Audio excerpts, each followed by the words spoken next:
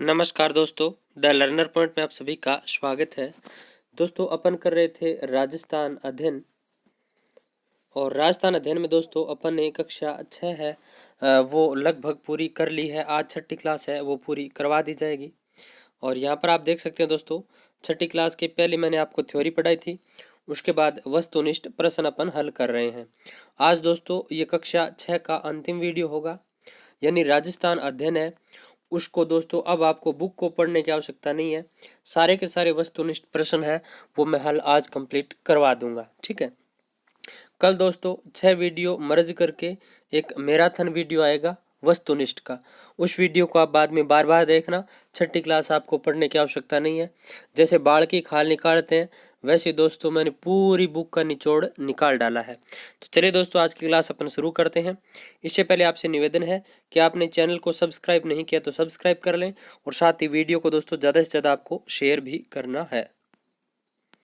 तो कल दोस्तों आपको जरूर देखना है, मतलब मर्ज करके वीडियो आएगा बहुत बड़ा छठी क्लास का, तो वो पूरा आपको देखना है। तो चलिए दोस्तों आज शुरू करते हैं। अपन प्रश्न नंबर अपना 157 है, 156 तक अपन पहले कर चुके हैं। यदि आपने नहीं देखे तो पीछे जाकर आप देख सकते हैं। तो देखिए नगर सभ्यता स्थल कहाँ स्थित है। तो देखिए दोस्तों नगर सभ्यता स्थल है ये टोंक में स्थित है। कहाँ है?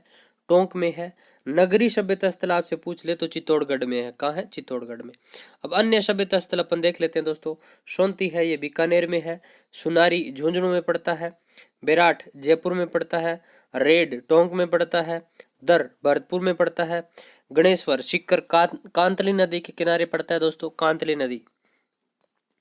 नेक्स्ट देखिए दोस्तों पीलीबंगा, कालीबंगा, बड़ोपल, रंग महल ये हनुमानगढ़ में पड़ते हैं। बागौर भीलवाड़ा में पड़ता है दोस्तों। तिलवाड़ा बाड़मेर में पड़ता है। गिलुंड राजसमंद में पड़ता है। आहड़ उदयपुर में पड़ता है। नेक्स्ट देखिए दोस्तों कालीबंगा सभ्यता स्थल की खुदाई किन के निर्देशन में हुई। तो बीबी लाल व बीके थापर के निर्देशन में हुई थी। कालीबंगा सभ्यता स्थल की खुदाई बीबी लाल और बीके थापर के निर्देशन में हुई थी। अब कालीबंगा से संबंधित महत्वपूर्ण चीजें अपन देख लेते हैं। यानी कालीबंगा आपको बुक में से पढ़ने की आवश्यकता नहीं है। देखिए लकड़ी व ईंटों की नालियां मिली हैं दोस्तों, वेरी वेरी इंपॉर्टेंट है। सिंधु घाटी सभ्यता का एकमात्र सभ्यता स्थल है जहां से दोस्तों लकड़ी की नालियां मिली है। सिंधु घाटी सभ्यता का एकमात्र ऐसा स्थल जहां से नालियों का अभाव पाया गया है बन्नावाड़ी। बन्नावाड़ी में नालियां बढ़ने वाली है। क्या? बन्नावाड़ी में नालियां बढ़ने वाली है। और दोस्तों एकमात्र सभ्यता स्थल जहां से लकड़ी की नालियां मिली है तो याद रखना कालीबंगा है। जूते हुए खेत के प्रमाण मिले हैं कालीबंगा। अग्निकुंड के साक्ष्य कहाँ से मिले हैं दोस्तों? कालीबंगा लोथल। आपने पढ़ा होगा पीछे रीट में आया था। तो कालीबंगा लोथल से क्या अग्निकुंड के प्रमाण मिले थे? अग्नि वेदिकाएं मिली हैं दोस्तों यहाँ से। गाय के मुख वाले प्याले ये पहली बार मेरे आगे आया था दोस्तों छठी क्लास में। गाय की मुख वाले प्याले मिले हैं, पहली बार ये मेरे सामने आया, ध्यान में रखना। तांबे के बेल मिले हैं दोस्तों यहाँ पर। कांसे के दर्पण मिले हैं यहाँ पर। हाथी दांत का एक कंगा भी मिला है। लोहे गलाने की भट्टियों के अवशेष कहाँ से मिले हैं? तो लोहे गलाने की भट्टियों के अवशेष कहाँ से मिले हैं? तो बालाथल उदयपुर से मिले हैं लोहे गलाने की भट्टियों के अवशेष। तो आपसे पूछ ले कि लोहे गलाने की भट्टियों के अवशेष कहाँ से मिले हैं? तो बालाथल उदयपुर से। देखिए दोस्तों बालाथल उदयपुर के बारे में कुछ महत्वपूर्ण बातें जान लेते हैं। तो बालाथल उदयपुर से दोस्तों लोहे गलाने की भट्टियों के अवशेष मिले हैं। बेराठ के अतिरिक्त बालाथल में भी बुना हुआ वस्त्र मिला है। तो दोस्तों एक तो बुना हुआ वस्त्र कहाँ मिला? बेराठ में मिला। एक मिला है बालाथल। सिंधु घाटी सभ्यता के दो ही ऐसे स्तर है दोस्तों, याद रखना, जहां से बुने हुए वस्त्रों के अवशेष मिले हैं, बालाथल और दूसरा अपना ये बेराठ। लोहा काल के अवशेष मिले हैं दोस्तों यहाँ से। इसके अलावा देखिए दोस्तों 11 कमरों के एक बड़े भवन का साक्ष्य मिला है।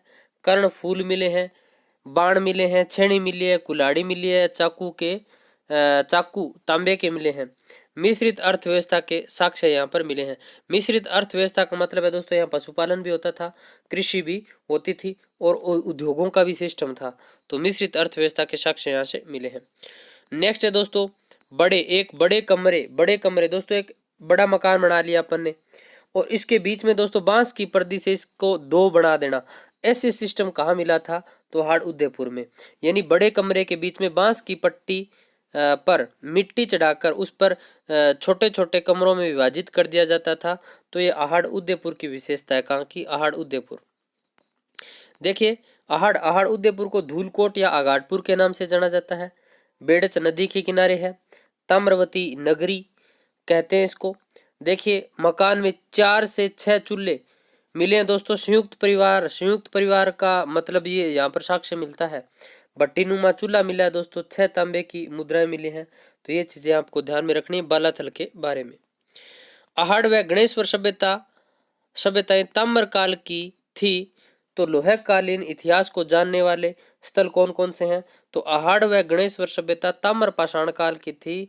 तो लोहे कालीन इतिहास को जानने के अवशेष दोस्तों विराट, सांभर और रेड से मिलते हैं। विराट, सांभर, बागोर, रेड ऊपर मैं आपको बता चुका। आप अब कमेंट में मुझे बताओगे बागोर कहाँ है, रेड कहाँ है, सांभर कहाँ है, विराट कहाँ है।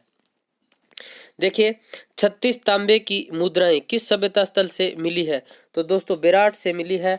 36 चांदी की मुद्राएं कहाँ से मिली हैं? विराट से मिली हैं, याद रखना। नेक्स्ट देखिए, ये देखिए दोस्तों विराट दोस्तों विराटनगर यानी मत्स्य जनपद की राजधानी। तो देखिए दोस्तों विराट को विराटनगर के नाम से भी जाना जाता है। और विराटनगर दोस्तों मत्स्य जनपद की क्या थी? राजधानी थी। ऐसा उल्लेख मिलता है महाभारत के अंदर। कहाँ? महाभारत में। और महाभारत में ऐसा भी उल्लेख मिलता है दोस्तों पांडवों ने यहाँ पर अज्ञातवास का अपना समय है वो बिताया था। दोस्तों विराट कहाँ पड़ता है? जयपुर में पड़ता है। अशोक का भाब्रू शिलालेख मिला है दोस्तों यहाँ से। बौद्ध मठ के अवशेष भी विराट से मिले हैं। विराट में दोस्तों 36 मुद्राएं मिली थी। कितनी मुद्राएं मिली थी? 36 चांदी की मुद्राएं मिली थी दोस्तों। इनमें 8 पंचमारक वाली थी। कौन सी थी? 8 पंचमारक वाली थी। और 28 दोस्तों भारतीय यूनानी शासकों से संबंधित थी। तो ये बहुत इंपॉर्टेंट है दोस्तों, पता नहीं कितने एग्जामों में पूछ लिया गया है। इसके अलावा देखिए दोस्तों यहाँ से क्या क्या मिला है? नाचता हुआ पक्षी मिला है। पत्थर की संदूकें मिली हैं।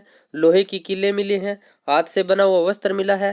त्रिरत्न चक्र युक्त अलंकृत घड़े मिले हैं। दीपक मिला है। तो नाचता हुआ पक्षी, पत्थर की संदूकें, लोहे की किले, हाथ से बना हुआ वस्त्र एक और मिला था। कहाँ से मिला था? कमेंट बॉक्स में बताना, अभी बता कर आया हूँ। त्रिरत्न चक्र युक्त अलंकृत घड़े, दीपक आदि चीजें यहाँ से मिली हैं। नेक्स्ट देखिए जोधपुरा सभ्यता स्थल कहाँ स्थित है? तो देखिए दोस्तों जोधपुरा सभ्यता स्थल कहाँ है? तो जयपुर में है। इसके अलावा देखिए दोस्तों ओझियाना कहाँ है? ओझियाना और बागोर भीलवाड़ा में पड़ता है दोस्तों। ओझियाना और बागोर सभ्यता स्थल भीलवाड़ा में पड़ता है। नगर सभ्यता स्थल टोंक में पड़ता है। नगरी सभ्यता स्थल चित्तौड़गढ़ में पड़ता है। नोहर सभ्यता स्थल भरतपुर में पड़ता है। पंचमाता सभ्यता स्थल राजसमंद में पड़ता है। नेक्स्ट देखिए दोस्तों घटियाड़ा अभिलेख की जानकारी देता है। तो घटियाड़ा अभिलेख प्रतिहारों की जानकारी देता है। किसकी जानकारी देता है? प्रतिहारों की जानकारी देता है। बिजोलिया शिलालेख दोस्तों चौहानों की जानकारी देता है। बिजोलिया शिलालेख चौहानों की जानकारी देता है। नेक्स्ट देखिए पृथ्वीराज विजय चौहानों की उपलब्धियों की रचना किसने की? तो जयानक ने की। तो ध्यान रखना पृथ्वीराज विजय चौहानों की उपलब्धियां की रचना किसने की? तो जयानक ने की थी। किसने की थी? जयानक ने। नेक्स्ट देखिए कौन सा महाकाव्य चौहानों के इतिहास के साथ साथ अलाउद्दीन खिलजी की रणथंभौर विजय की जानकारी देता है? तो हमीर महाकाव्य नयनचंद्र सूरी। तो ये याद रखना कौन सा महाकाव्य चौहानों के इतिहास के साथ साथ अलाउद्दीन खिलजी की रणथंभौर विजय की जानकारी देता है? तो हमीर महाकाव्य। इसकी रचना किसने की थी? तो नयनचंद्र सूरी ने की थी। हमीर महाकाव्य की रचना नयनचंद्र सूरी। नेक्स्ट देखिए दोस्तों पृथ्वीराज रासो की रचना किसने की? तो चंद्रबर दाई ने की थी। पृथ्वीराज रासो की रचना चंद्रबर दाई ने की थी। दोस्तों इसके अंदर तराइन का जो युद्ध हुए थे उनका दोस्तों इसके अंदर उल्लेख किया गया है। तराइन के युद्ध दोस्तों, तराइन के 2 युद्ध हुए थे 1191 और 1192 में। 1192 में मोहम्मद गोरी जीत गया था। पृथ्वीराज चौहान है वो हार गया था। पृथ्वीराज चौहान हार गया था दोस्तों। तो कहा जाता है कि उसको बंदी बना करके गोरी है वो अपने साथ ले गया था। गजनी ले गया था गोरी। गजनी ले जा करके दोस्तों ऐसा कहा जाता है कि उसकी आंखें फोड़ दी थी और उसको अंधा कर दिया था। पृथ्वीराज चौहान को अंधा कर दिया था। तो कहा जाता है कि चंद्रबरदाई ने कहा गोरी से कि हमारे सम्राट हैं वो इतने मतलब माहिर हैं कि मतलब शब्द भेदी बाण चला सकते हैं। तो गोरी ठाके लगाकर कहते हैं कि हंसा हंसा कि ऐसा कोई व्यक्ति थोड़ी होता है जो मतलब आवाज के ऊपर बाण चला दे कि हाँ चला सकता है। तो कहा जाता है कि पृथ्वीराज चौहान के हाथ में तीर कमान संभाल दी गई थी और चंद्रवरदाई ने बोला था एक दोहा सा कि चार बांस चोष्ट अंगुल अष्ट प्रमाण तासु बैठो चौहान मत चूके चौहान। इस तरह से दोस्तों एक कहानी सी कही थी उसने, मेरे याद नहीं है, बाकी आप किसी को पता है तो वो बता सकते हैं। बाकी मैं आपको हिंट दे चुका हूँ कि चंद्रवरदाई ने दोस्तों ऐसे एक दोहा सा कहा था। तो उस दोहे के ऊपर क्या कहा जाता है कि इसने बाण चलाया पृथ्वीराज चौहान ने और गौरी की वही मृत्यु हो गई थी। किवंती है या हकीकत है जो भी है, तो ये वही है दोस्तों, पृथ्वीराज रासो चंद्रवरदाई ने रचना की थी। बस मैंने इतनी कहानी इसलिए बता दी आपको ताकि आपके ये दोस्तों याद रह जाए। नेक्स्ट देखिए, कानड़ देव प्रबंध की रचना किसने की थी? कानड़ देव प्रबंध की रचना किसने की थी? तो पद्मनाभ ने की थी। किसने? पद्मनाभ ने की थी कानड़ देव प्रबंध की रचना। नेक्स्ट देखिए, एनाल्स एक्टिक्यूज ऑफ राजस्थान और पश्चिमी भारत की यात्रा किसकी रचनाएं हैं? तो एनाल्स एक्टिक्यूज ऑफ राजस्थान और पश्चिमी भारत की यात्रा कर्नल जेम्स टोड की रचनाएं। किसकी है? कर्नल जेम्स टोड की रचनाएं हैं। फिर देखिए दोस्तों, वीर विनोद किसकी रचना है? वीर विनोद किसकी रचना है? तो श्यामल दास की रचना है वीर विनोद। तो याद रखना, वीर विनोद किसकी रचना है? श्यामल दास की रचना है वीर विनोद। फिर है मारवाड़ राज्य का इतिहास किसकी रचना है? तो विश्वेश्वर नाथ रेऊ की है। फिर देखिए दोस्तों, आर्यों का प्रारंभिक जनतंत्र कौन सा था? तो आर्यों का प्रारंभिक जनतंत्र मरु प्रदेश था। वेरी वेरी इंपॉर्टेंट प्रश्न है दोस्तों ये।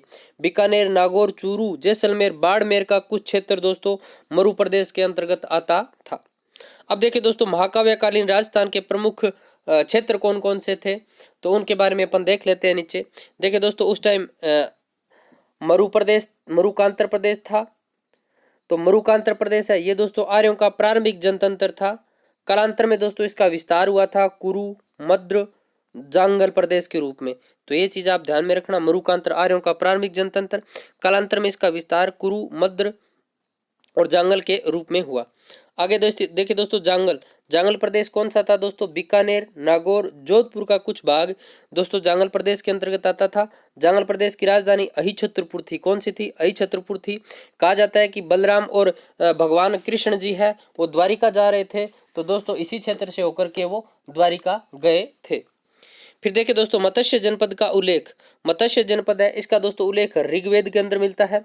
मत्स्य जनपद की राजधानी कौन सी थी? विराटनगर थी। और अलवर और जयपुर के आसपास का क्षेत्र दोस्तों मत्स्य जनपद के अंतर्गत आता था। कहा जाता है दोस्तों कि चीनी यात्री युआन चांग ने भी इसका वर्णन किया है। तो दोस्तों युआन चांग, ये आप कमेंट बॉक्स में मुझे कमेंट करके बताओगे कि युआन चांग किसको कहा जाता था, यानी युआन चांग अन्य नाम किसका है? आप कमेंट बॉक्स में मुझे कमेंट करके जरूर बताओगे कि युआन चांग किसका अन्य नाम है। फिर देखिए, सूरसेन मथुरा जनपद की राजधानी, क्या सूरसेन मथुरा जनपद की राजधानी थी दोस्तों। और ये देखिए दोस्तों, भरतपुर, अलवर और करौली इसके अंतर्गत इसका क्षेत्र आता था। भरतपुर, अलवर, करौली, तो ये याद रखना। सूरसेन जनपद, इसकी राजधानी क्या थी? मथुरा थी। अलवर, भरतपुर और करौली का इसके अंतर्गत क्षेत्र आता था। कुछ यूपी का क्षेत्र भी आता था। फिर है दोस्तों, इसके बाद है मौर्योत्तरकालीन राजस्थान के क्षेत्र कौन कौन से थे? तो देखिए, योधेय, तो योधेय की बात करूं तो वर्तमान हनुमानगढ़, गंगानगर वाला क्षेत्र दोस्तों ये मौर्योत्तरकालीन राजस्थान का जनपद था। और कहा जाता है दोस्तों कि उत्तरी राजस्थान के अंदर कुषाण शक्ति को नष्ट इन्होंने किया था। योधेय दोस्तों एक लड़ाकू जाति थी, तो ऐसा कहा जाता है कि उत्तरी राजस्थान से कुषाणों की शक्ति को नष्ट इन्होंने किया था। फिर दोस्तों आता है अर्जुनायन। अर्जुनायन क्षेत्र की यदि बात करूं तो अलवर, भरतपुर का क्षेत्र दोस्तों अर्जुनायन के अंतर्गत आता था। और अर्जुनायनों ने दोस्तों मालवों के साथ मिलकर के विदेशी क्षत्रपों को परास्त किया। तो ये पूछा जा सकता है कि विदेशी क्षत्रपों को परास्त किसने किया? तो अर्जुनायनों ने। किसने? अर्जुनायनों ने, मालवों के साथ मिलकर के। फिर देखिए दोस्तों, शिवी जनपद की बात करूं दोस्तों तो उदयपुर व इसके आसपास का क्षेत्र शिवी जनपद के नाम से जाना जाता था। इसकी राजधानी कौन सी थी? तो मध्यमिका या माध्यमिका थी। और दोस्तों इसके अवशेष कहाँ से मिलते हैं? तो चित्तौड़गढ़ के नगरी नामक स्थान से दोस्तों इसके उल्लेख मिलते हैं। इसको दोस्तों शिवी को मेदपाट या मेवाड़ भी कहा जाता है। प्रागवाट भी कहते हैं। तो ये याद रखना, शिवी को मेदपाट, मेवाड़, प्रागवाट भी कहते हैं। अब देखिए दोस्तों, कब तक गणतंत्रीय व्यवस्था बनी रही, यानी राजस्थान में गणतंत्रीय व्यवस्था कब तक कायम रही थी? तो दोस्तों गुप्त काल तक गणतंत्रीय व्यवस्था ये कायम रही थी, और ये गुप्तों के अर्ध आश्रित रूप में मतलब अपने गणतंत्र चलाते रहे थे, यानी गणतंत्रीय व्यवस्था चलती रही थी। लेकिन दोस्तों बाद में हुणों ने आक्रमण किया, हुणों के आक्रमण के कारण जनतंत्रीय व्यवस्था, ये गणतंत्रीय व्यवस्था ये नष्ट हो चुकी थी। तो देखिए 5वीं सदी के बाद इन गणतंत्रों को नष्ट किसने किया था? तो हुणों ने किया था। किसने किया था? हुणों ने। ऐसा उल्लेख कहाँ मिलता है? तो वृद्ध संहिता में इसका उल्लेख मिलता है, यानी इनके पतन का उल्लेख कहाँ से मिलता है? वृद्ध संहिता से मिलता है।